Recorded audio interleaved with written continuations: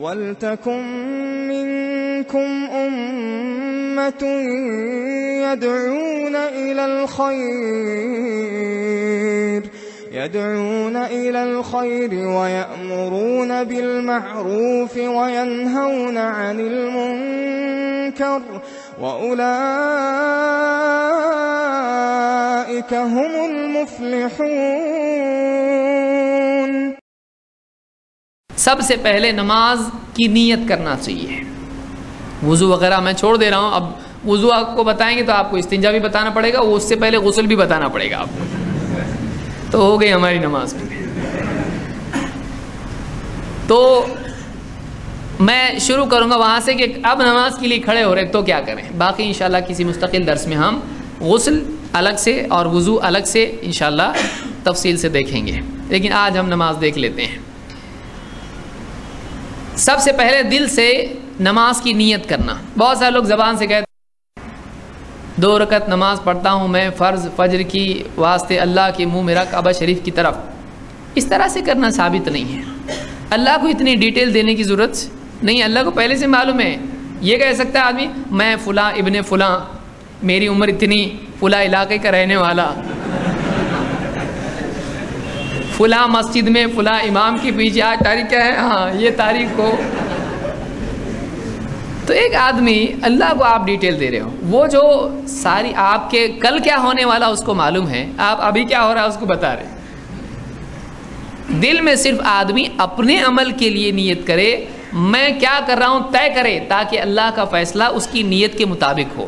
تو نیت اللہ کو انفارمیشن دینا نہیں ہے، نیت اپنے دل میں کوئی چیز طے کرنا ہے، کیونکہ جیسا یہ طے کرے گا ویسا اس کو ثواب یا عذاب ہوگا، ویسے اس کی عبادت ادا ہوگی یا نہیں ہوگی۔ مثلا ایک آدمی ہے وہ انگور خرید رہا ہے، اب کیوں خرید رہا ہے؟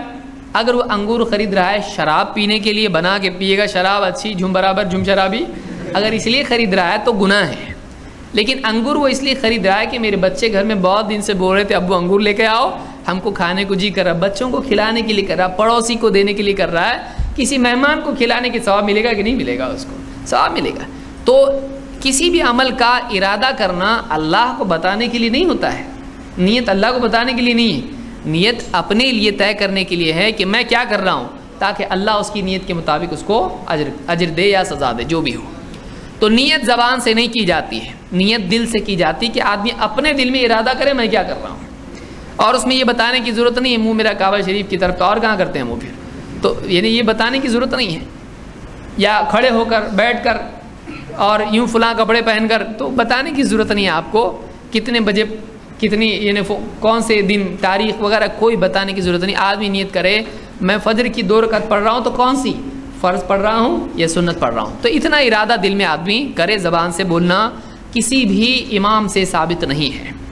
اللہ کے نبی صلی اللہ علیہ وسلم فرماتے ہیں انما الاعمال بالنیات وانما لکل امرئ ما نوى، اعمال کا دار و مدار نیتوں پر ہے، اور ہر ایک کے حصے میں وہی آئے گا جس کی اس نے نیت کی تھی۔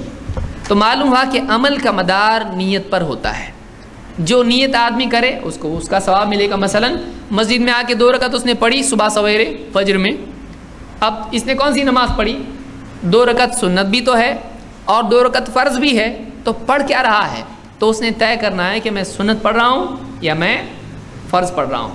تو اس سے معلوم ہوتا ہے کہ اعمال کا مدار عمل کیا ہے، قبول ہوگا نہیں ہوگا، کون سا عمل ادا ہوا، تو یہ کیسے طے ہوتا ہے، اس کی نیت سے۔ تو اس حدیث سے معلوم ہوتا ہے کہ کسی بھی عمل کا مدار اس کی نیت پر ہوتا ہے۔ ہم نماز کے لیے جب کھڑے ہوں تو ہم دل میں ارادہ کر لیں کہ ہم کون سی نماز پڑھ رہے ہیں۔ زبان سے بولنا اللہ کے نبی صلی اللہ علیہ وسلم اور صحابہ سے اور 4 اماموں سے بھی ثابت نہیں ہے، اس کو یاد رکھیں، دل سے ارادہ ہوتا ہے۔ سبحان اللہ والحمد للہ ولا الہ الا اللہ واللہ اکبر۔ سبحان اللہ